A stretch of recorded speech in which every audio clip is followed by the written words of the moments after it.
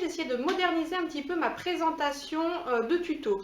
Dites-moi ce que vous en pensez. J'attends vos commentaires avec impatience. Alors aujourd'hui, nous allons voir ensemble comment faire une housse de coussin en portefeuille invisible, de façon à ce que l'on puisse mettre son coussin recto comme verso, si jamais celui-ci a deux tissus différents. Allons-y. Pour ce faire, j'ai un gabarit que j'ai fait pour faire des housses de coussin de 40 cm. Souvent les coussins de décoration font cette mensuration là. Et du coup, j'ai fait un gabarit de 42 sur 42 cm pour ajouter à chaque fois les marges de couture de 1 cm de chaque côté. Et j'ai pris 12 cm pour faire le rabat en portefeuille avec toujours les marges incluses.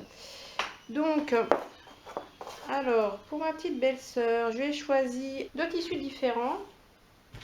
Donc un blanc avec des pattes de chat grises, un gris avec des pattes de chat blanches. Et pour faire le rabat à l'intérieur, un gris uni. Alors nous, on va commencer à travailler le tissu gris uni pour le rabat en lui faisant un petit ourlet pour qu'il y ait un fini bien propre. Je vais préparer l'ourlet avec le fer à repasser. Et après, je passe en machine. Petite astuce pour vous, si vous avez un ourlet à faire sur un tissu fin, comme le mien, pour éviter que votre tissu s'en aille dans les griffes d'entraînement, et ben on va mettre un petit bout de papier de soie en dessous, comme ça, le tissu ne bouge pas. Et une fois que vous avez cousu, vous enlevez simplement votre papier de soie en tirant dessus. C'est magique.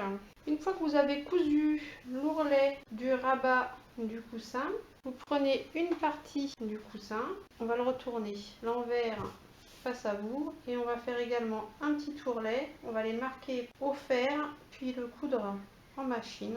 Alors voilà, vous avez fait votre petit ourlet, ça fasse un fini propre. Après, on attaque la deuxième pièce.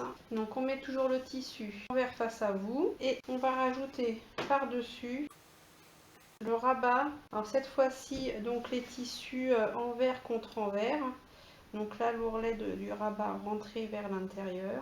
On va les repasser ensemble. Et ici, on va venir faire aussi un petit ourlet pour la finition. Voilà. Donc j'ai pris les deux morceaux de tissu et puis j'ai fait un petit ourlet ici. Et sur les côtés, j'ai fait un petit point qui part du début ici jusqu'au bout là. J'ai fait à 1 cm du bord. Et j'ai pas fait de point arrière exprès. Je vais arrêter les petits points à la main. Alors, l'étape suivante.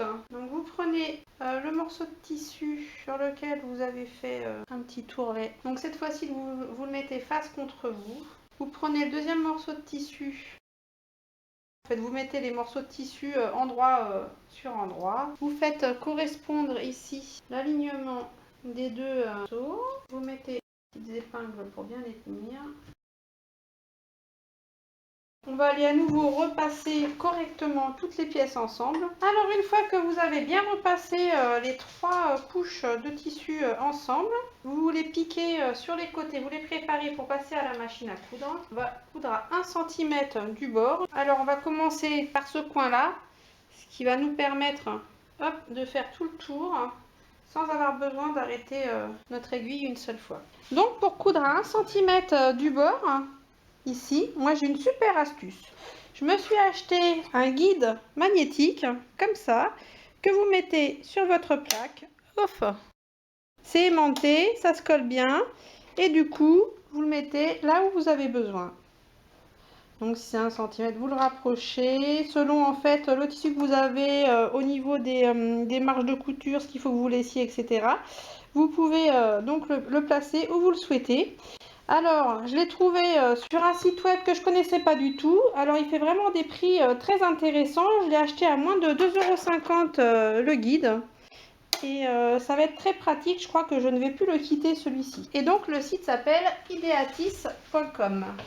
Je vous le conseille. Sur ce, donc moi, je le mets bien là où ça m'intéresse. Donc, à 1 cm. Et là, je vais commencer ma couture. Par un point arrière. Hop, pour le coin, je laisse l'aiguille piquer, je soulève mon pied presseur, je tourne le tissu et après je rabaisse à nouveau. Là, et vous finissez par un point arrière. Alors, avant de retourner notre housse, on va un petit peu couper au niveau des coins de tissu. On va aussi mettre un petit coup de repassage pour bien rentrer les coutures. Alors voilà, j'ai passé un petit coup de fer à repasser. Et maintenant, on va retourner notre housse. Bon, et ben on va tester, on va mettre un oreiller dedans. Alors voilà, ça nous fait comme prévu une housse recto et verso. Donc, par contre là, je suis pas super contente de mon système. Le rabat il baille. Alors le rabat, au lieu de faire 10 cm, on va peut-être faire le double. Il englobe bien à l'intérieur le coussin. Bon alors, comme je vous ai fait voir, hein, j'avais pris une bande, moi seulement de 12 cm de rabat. Ça va pas, ça baille. Ça me plaît pas du tout. Donc là, je vais rajouter ici une bande supplémentaire. Alors pour ce faire, je vais retourner ça. Je vais superposer couture sur couture. Voilà, je vais venir coudre dessus. Et voilà, j'ai rectifié. Donc j'ai fait un rabat un petit peu plus long. J'en ai pris deux. Ça fait un petit peu moins de 20 cm. Donc j'ai fait ça, j'ai surfilé tout le tour. Et j'ai mis un petit coup de ciseau cranté sur ce qui dépassait encore au niveau du tissu. Et ici aussi, j'ai cousu 2 cm de chaque côté. Voilà, avec un petit surfilage aussi, pour que quand on pose le coussin, ça fasse une jolie forme. Donc on retourne à nouveau et on va voir ce que ça donne avec ce que j'ai rajouté. Et voilà, bon bah écoutez, hop, recto avec un motif, verso avec un autre motif. Du coup, ça baille moins, c'est drôlement mieux, en mettant plus de rabat. Une fois posé comme ça, de toute façon sur un canapé, on verra pas la différence. Donc là, les coins sont un petit peu plus structurés du fait que j'ai cousu sur 2 cm. Et on peut utiliser les deux côtés, comme une tête d'oreiller en fait. Et voilà, ce tuto est terminé. J'espère que ça vous aura plu et que ça vous sera utile comme d'habitude. N'hésitez pas à me laisser des commentaires et des petits plus 1 ou des j'aime. Parce que mes vidéos, elles ont des vues mais elles n'ont pas de j'aime. Alors je me dis qu'il y a un souci. C'est pour ça que j'essaye un petit peu de changer ma façon de faire. Donc je vous dis à bientôt et éclatez-vous avec votre machine. Ciao!